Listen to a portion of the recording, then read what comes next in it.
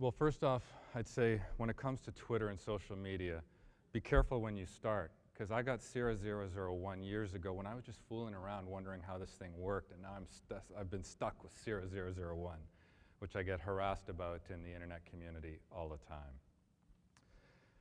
Anyway, I want to thank you all for coming out on a day like today to talk about the internet and important issues that really face us as users of the internet. Canadians are huge users of the internet, some of the heaviest users of the internet in the world. And we're also very savvy users of the internet. Internet itself, of course, as we've heard all morning, is incredibly important to Canada. And I really think this point can't be understated. The internet's become a key piece of our digital infrastructure, the fabric of our nation, really. In fact, the internet right now accounts for 3% of total GDP, and it's growing quickly. By 2016, I mean really only a couple of years away, it's going to be as much as 7%, or $75 billion. So let's just put that in perspective. That's twice as much as the forestry industry that really Canada was built on. It's bigger than the entire tourism industry. That's significant. So let's think for a second about what $75 million actually represents. It's jobs in the tech sector, in spin-off organizations and industries. It's wealth that's created here and to a great degree remains here in this country. But that's just the money. I think in terms of the internet's social impact, we're all aware of how much it's changed or affected our lives day to day. All of our social interactions, how we communicate, who we communicate with. I mean, who here actually uses Twitter? Just put up your hand. I can see why this event was trending for Ottawa today, because that's a very high penetration rate for Twitter. Facebook? So again, I mean, as we know, Canada is a preeminent user of Facebook. How about email? So I know we still have lots of people over 40 in the audience, at least. Thank you, I now know that. But, you know, let's put it another way, too.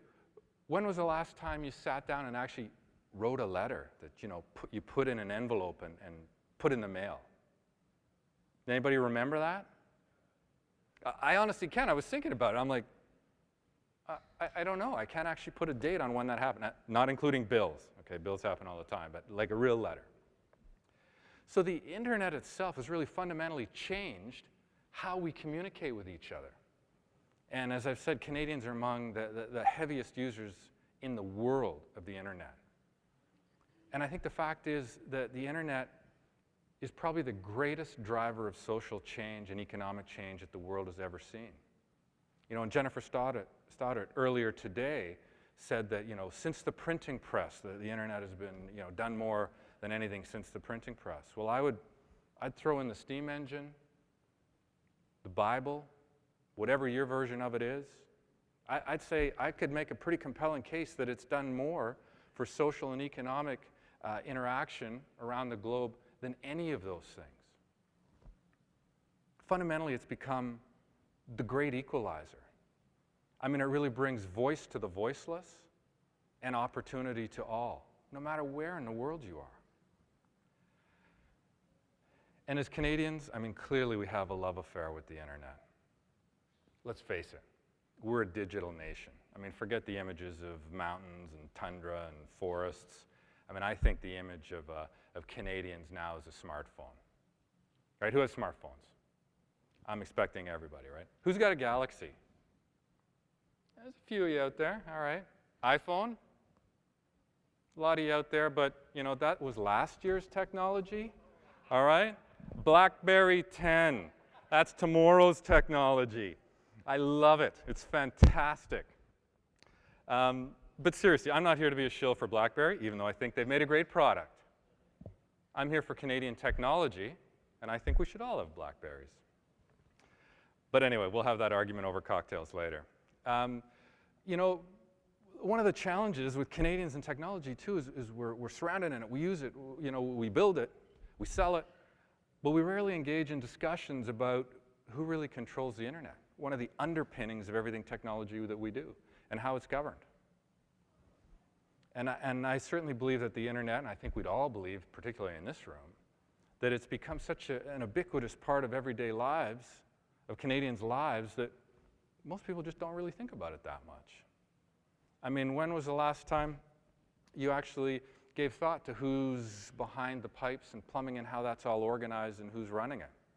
I mean, really, it's likely one of two scenarios. Your internet service provision went off, or you got that first bill after you subscribed to Netflix or something like that and went, wow, I should have sprung for the all-you-can-eat package. And that's okay. You know, that's okay for some people, but obviously not for the people in this room. And it's my opinion that the internet is way too important to leave the decisions about how it develops to a few people behind closed doors. And as a metaphor, of course, I'd like to point out that our doors are open. And that's exactly why CIRA created the CIF, or the Canadian Internet Forum. It's a venue for Canadians to come together and talk about in person and online over time about the internet-related issues that are important to us all. And this really, I think, hopefully is just a catalyst for that discussion to go far beyond this event or CIRA or just the people in this room. And I would say, why is it important to discuss these issues? From my perspective, as an internet governance geek who plumbs the internet governance world for a living, and it's something I believe in, it's because the internet as we know it today, it is under threat. And not to engage in fear-mongering, but the internet is going to grow substantially in the next number of years. And there are numerous actors in the space who'd like to see some pretty fundamental change in terms of how the internet itself is governed, how it operates, who's operating it. We have to ask ourselves, you know, why has the internet been so successful? And I would contend that a good part of the reason that it's been so successful is actually the model itself, how it's governed. And I think the term internet governance is often a bit of a misnomer. But really, the internet is governed, you know, by the people and organizations who have a stake in its success.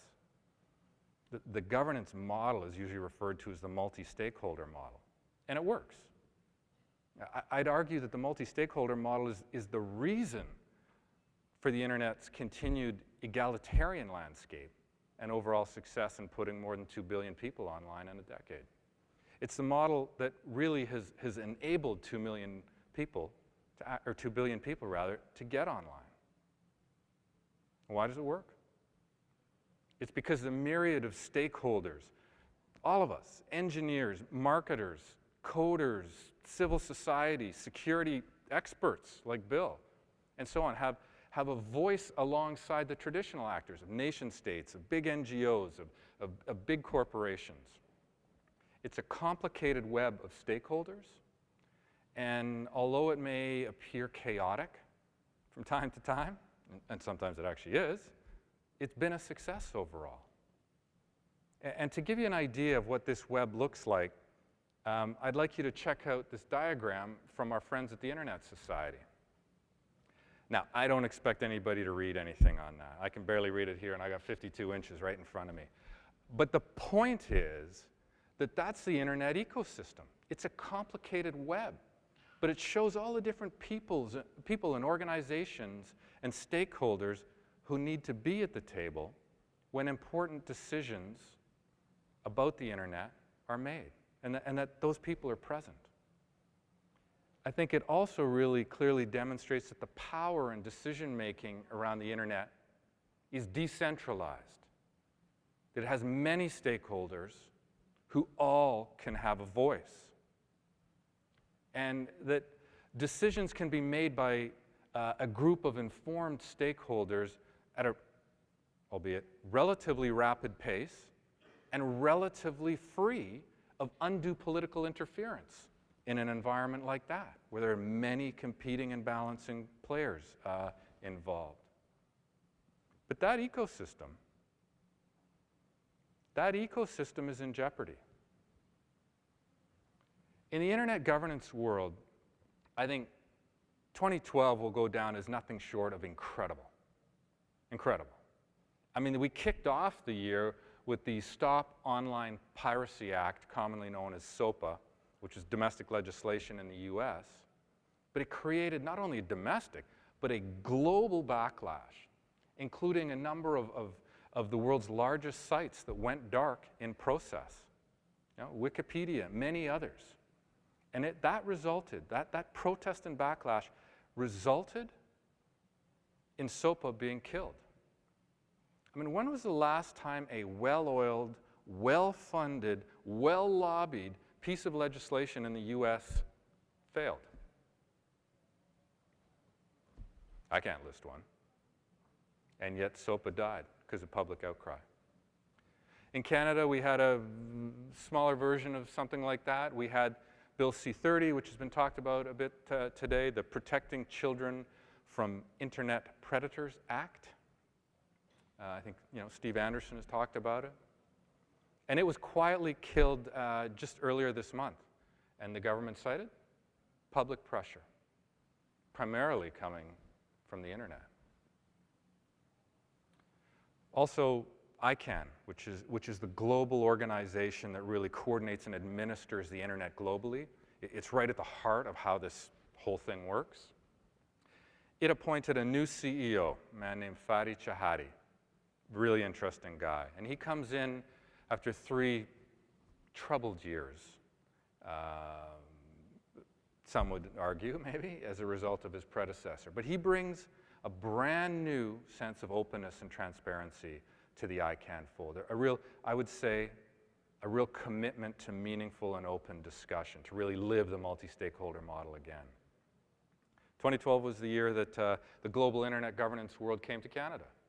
We at CIRA hosted the global ICANN meeting, where everybody who really operates and coordinates the internet comes together and meets, and we hosted the 2012 meeting in Toronto.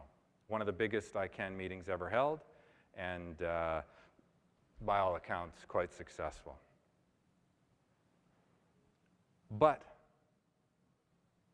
I'd say one of the most important things that have happened in the history of the modern internet also happened in 2012. And the fact is that even in this educated audience, many of you probably haven't heard about it, let alone in the general public. And it happened in a desert, in the Middle East. Albeit in an air-conditioned conference center in Dubai, but nonetheless, an unusual spot perhaps to talk about the free and open internet. And that was the World Conference on International Telecommunications, or WICIT 12 as it was known, held in December, just a couple of months ago. I had the privilege of being there as a member of the Canadian delegation. I mean, the governments lead it, and they take a number of private sector actors, and I was fortunate enough to be picked as one of the private sector folks. This was a conference put on by the International Telecommunications Union, or the ITU. They're the folks inside the UN who are responsible for coordinating the telco, or the global telephone infrastructure. In fact, the ITU predates the UN by many decades. I mean, the T used to stand for telegraph. They're not an organization from last century. They're an organization from the century before that, and I kid you not. But that said, the ITU's done lots of great stuff. I mean, the cellular networks coordinate globally because the ITU has helped make that happen. Satellites don't fall out of the sky because the ITU has helped set the rules, requirements to make that happen. Obviously, the international telephone system works quite well, and they've had their hands all over that. In many developing nations, they're the ones who've helped put infrastructure in to enable all of those various systems. They've done lots of great work in and around the telephone system in particular. But they missed out a bit on the internet. The last time they got together to set the rules for how the global telecommunications world interconnects was 25 years ago. I mean, in internet time, right, it's the dawn of history, Dinosaurs were roaming. That's the last time they got together to talk about this. And the WICET 12 was the meeting of member nations to discuss the international telecommunications regulations, or the ITRs, the agreements that actually every country comes together and signs. A treaty-based conference where countries agree to behave in a certain way, and it's part of the UN. And the ITU's primary business, like I said, is really the telephone system. And if I know there's lots of people over 40, so you remember that thing, right? Often they were on your wall, and they had a rotary dial, you press buttons. One of the things that the ITU helped bring us was the notion of the sender pays model, which we all just take for granted. I call you far away, I pay. All of you who had girlfriends or boyfriends or whatever at other universities, you remember staying up late on Sunday night because it's only $1 a minute then? Or when, we're a nation of immigrants, right? When we call back to the home country, wherever that may be, and that telco on the other side of the pond, whatever pond it is, receives the call, they charge our carriers. And that's all organized by the ITU. And remember the days when it cost $4 a minute or $5 a minute just to call England, let alone somewhere exotic? Not that England's not exotic, but you know what I mean. The ITU is central to that, and central to the sender model pays. And that's what the ITRs are often about, are really about. How the money flows with the calls or the data now. And you know what's happened? The internet. When was the last time you paid a lot of money for a long-distance call? Most of us probably use Skype. We don't pay anything. Well, there's a telco carrier operator on the other side of the world that is really unhappy about that. And they want their money back. And the ITRs are about many things, but let's not forget they're also very much about that. But the WICET and the ITU, they said right up to the day of the conference. It's a 2-week conference in Dubai. Now, this is not about the internet. We're not trying to get in on the internet. The leader promised that would be the case. They would not try to extend their reach into the internet. I mean, the ITU is, after all, a telco body. But we in the internet world are a little suspect about this. We all believed, I certainly believed, that they would somehow try to drag the internet into their purview through we weren't sure what means. Clauses within articles, within a treaty, understood by very few people. And let me explain why I think that this is one of the most dangerous threats that the internet truly has ever faced. There's a growing number of nation states, because we're going to pile 2 billion more people on the internet in the next little while. And a lot of those folks are going to come from states who believe that the internet needs to come under the authority of a multilateral organization, a state-to-state organization like the UN, like the ITU. That's one reason. Some countries just don't like the fact that the United States has a very, very significant role in the operation and governance of the internet. And there are states whose interests lie more in their ability to control what their citizens see and say online. So the negotiations in the desert, we were suspicious of them. I'll say, I went there and I was definitely suspicious. But unfortunately, our suspicions were confirmed, and that there were a number of proposals put forward that vastly extended the reach of the ITU and the ITRs into the internet governance space, a space that's a multi-stakeholder model, right? That model. A model that doesn't have a sender pays accounting settlement. And in the end, because it's a UN body, 1 member, 1 vote, 200 votes, it was agreed upon. The treaty passed on a new set of articles. And I'd like to talk a little bit about what was included in some of those regulations for a moment, but also how we got there. There were 1,600 people in Dubai. Spent 2 weeks there.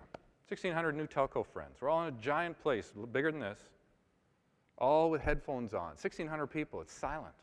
because everything's translated into the 6 official UN languages. If you're in a room of 1,600 people, nobody's talking. It's dead silent. But of those 2 weeks, you know, we spent probably the better part of 2 days talking about 2 words: public correspondence. Does anybody here know in the telco world what public correspondence means? Not including Bill Woodcock. I didn't either. Why are we talking about this for 2 days? Right? Public correspondence, what is that? And you know what? Of the 1,600 people in there, most of them didn't. But the US delegation was willing to walk away from the whole treaty on 2 words. They were willing to die on that hill: public correspondence, if they weren't used properly in the treaty. Why? I mean, there I am on the internet. What's public correspondence, right? And it's really a euphemism or metaphor for a whole set of thoughts that have had 100 years of development in the ITU world around organizations that are included under the treaty. And public correspondence really means it carves out a bunch of organizations that aren't covered by the treaty, like government networks, like military networks, like private networks, your corporate private network. Public correspondence, and referring to that, basically says, yeah, this is for carriers, global carriers, national carriers, not private network, government network, military networks, et cetera. And that didn't get used properly in the treaty. So what does that mean now? Every network's covered by a global treaty? I mean, it's still yet to be seen, but that's just one example. In a treaty that had nothing to do with the internet, as the head of the ITU said, nothing to do with the internet, there were provisions on spam. Well, I don't know, but to me, spam is an internet issue, right? And interestingly, nations primarily from the Middle East, Algeria in particular, I mean, there's some real cast of characters there, argued to have these provisions included. Why? I mean, really at a carrier level, how are you going to tell what's spam? And I know you've just had the benefit of listening to Bill, right? How are you going to tell at a carrier level what's spam? I mean, you probably can, but you've got to do it probably through deep packet inspection. I mean, you got to put on the glove and dig in deep to the packets to figure out if the content is spam. But I mean, once you're in, you're in. You can see it all. I mean, this is internet surveillance couched as spam. And DPI, deep packet inspection, probably can identify spam, although we just heard, you know, context is a lot of it, so can you really? But it's also how a nation can surveil its citizens, what they're saying and what they're consuming. And here's just hopefully my last anecdote, honestly. But in what is fundamentally an accounting and telco geek treaty, this is just about how we ship bits and then how the money flows after them, right? The Russians and the Iranians formed a group. There was constantly changing alliances forming depending what the issue was. But at this moment, the Russians and the Iranians came together. And I have to say, the Iranian guy, I loved him. He was awesome.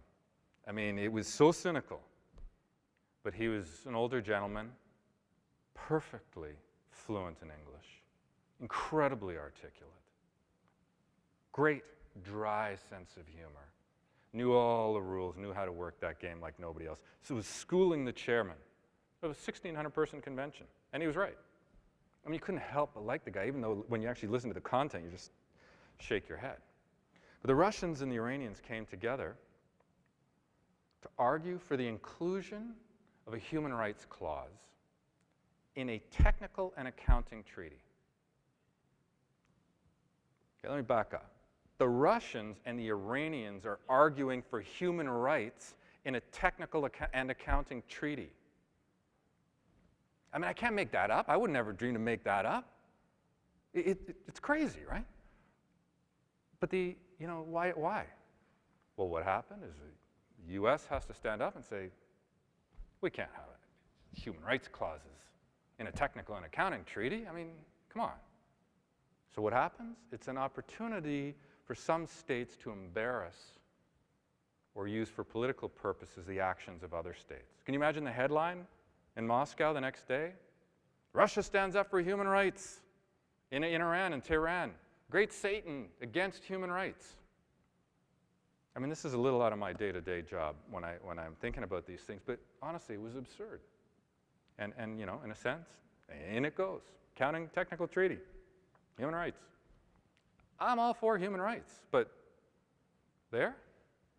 In the end, consensus was not reached. And all time in the ITU, it's a consensus organization. They don't like to vote because that creates fractures. In fact, I think this may have been the first time that they actually had to vote on it, and it fractured the organization. And a large group of countries, the majority, did sign on to these new ITRs. Right? The majority of nation states signed up and said yes to this new treaty. But not only did Canada not sign the treaty, but we took a lead role, which in the end, the vast majority of democracies also rejected this treaty. Honestly, for me, it was a proud moment to be a Canadian. Watching this play out for two weeks, I was proud to be Canadian, and the Canadian government really stepped up and did the right thing in that moment. Yeah, it is. They did. Honestly, they did a great job. Now at CIRA, we looked at what had happened here, and I got to thinking, like, how does this happen? What are the correlations? What are the politics here? And we compared a list of countries. We compared the list of countries who signed the ITRs and those who didn't against the Democracy Index, which is a well-known, well-vetted indices of how democratic and free a nation is. And there's a very clear correlation between a country's ranking on the democratic index and the likelihood that they supported the revised or didn't support the revised ITRs. So take a look at this infographic. Pretty clear, pretty strong correlations, right? I think it's incredibly telling. 91% of democracies, or free countries, free democracies, did not support the ITRs. In reverse, truly authoritarian states, 91% of them did support them. And overall, on the democracy index, which slides, you know, most democratic is left, least is right on that graph. The less democratic you are, the more authoritarian you are, the more likely you are to vote for the ITRs. I mean, what does this even say about them? The least democratic nations, the most authoritarian nations, those are the folks who like the current ITRs, or at least who voted for them.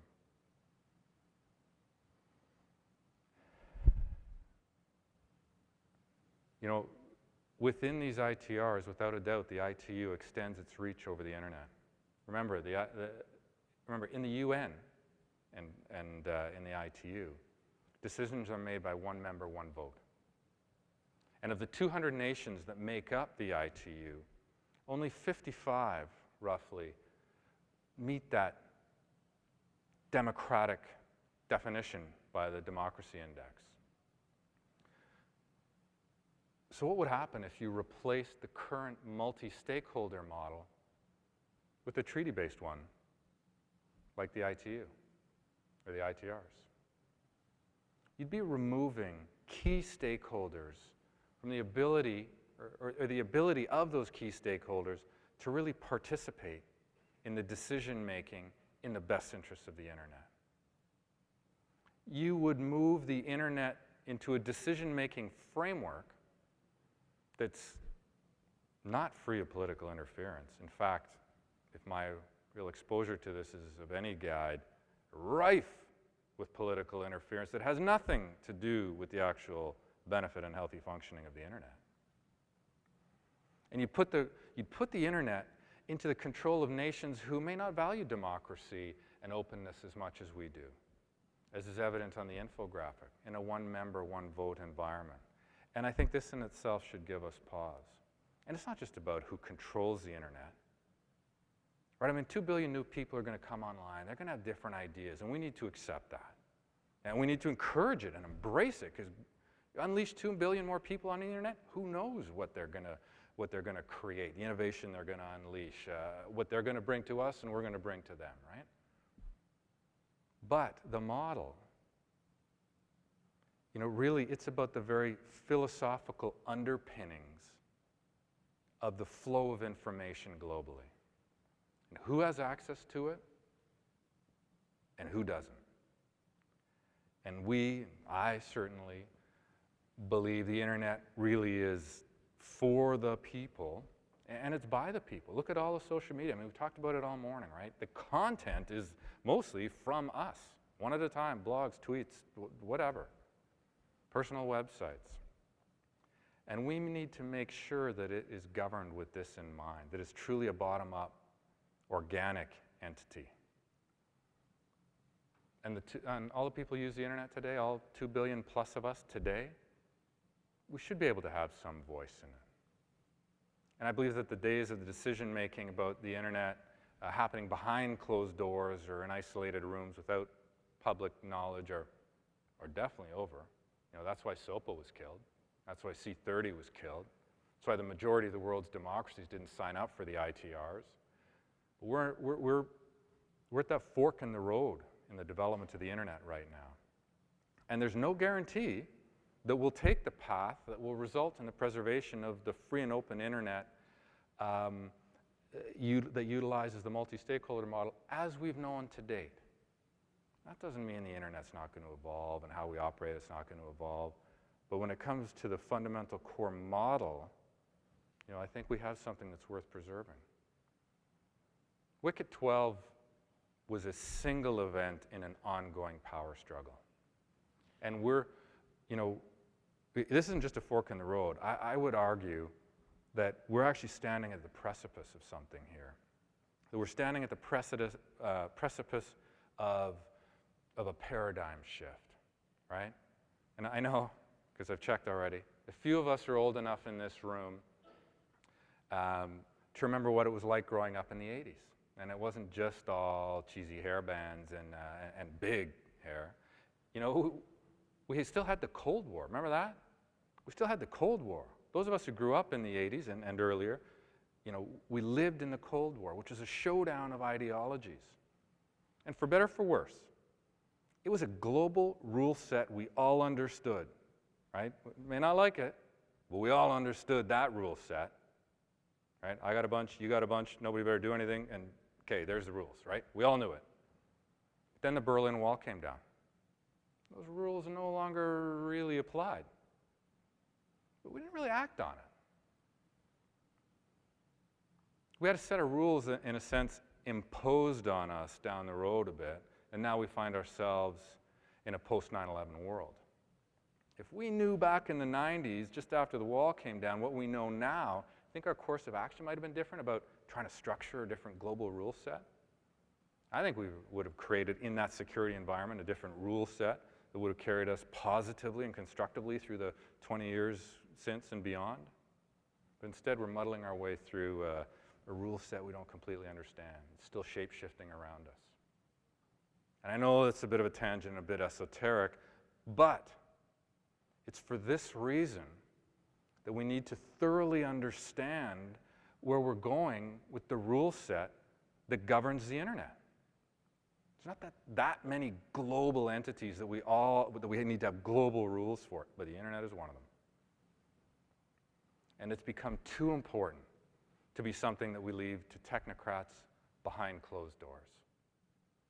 And we must make sure that it is the people and the organizations on the front lines of the internet that are informing the debate around the internet's development and direction. And it's clear that the broader internet community is also ready to use its voice to influence its development. We've seen it this year. Fundamental issues facing the internet today, I would say, are even more basic than they've been in the past, but they've never been so important. We're looking at issues of human rights, wealth creation, communication in the developing world and in the developed world. And the most fundamental right of all, the right to communicate freely. So let's not lose sight of the fact that the internet is growing. each year, more and more people are accessing it by the tens of millions each year. And all of the social and economic and communication benefits that come with it. And the next 2 billion people, and we will count them in billions, they're not coming from North America or Europe. They're coming from India, from China, from Africa. And I think the point here is, you know, the new people coming onto the net, or the next people coming onto that, they're not from the West, but they're the ones who are standing to gain the most from what the internet has to offer. And we need to be sure that moving forward, the internet will be the robust entity that we know it is today, the robust, global, interoperable, free and open internet that we know today. And that it will provide everyone with the economic and social benefits equally that we've all enjoyed. And that's why it's so critical, I think, to discuss these issues, to get involved in forums like this one and elsewhere, and to make your voice and your presence heard on the big internet issues of today. So thank you very much. I hope you've enjoyed the day. I'm going to pass it over to Christopher right now, and I look forward to hearing your voice on our forums and during the balance of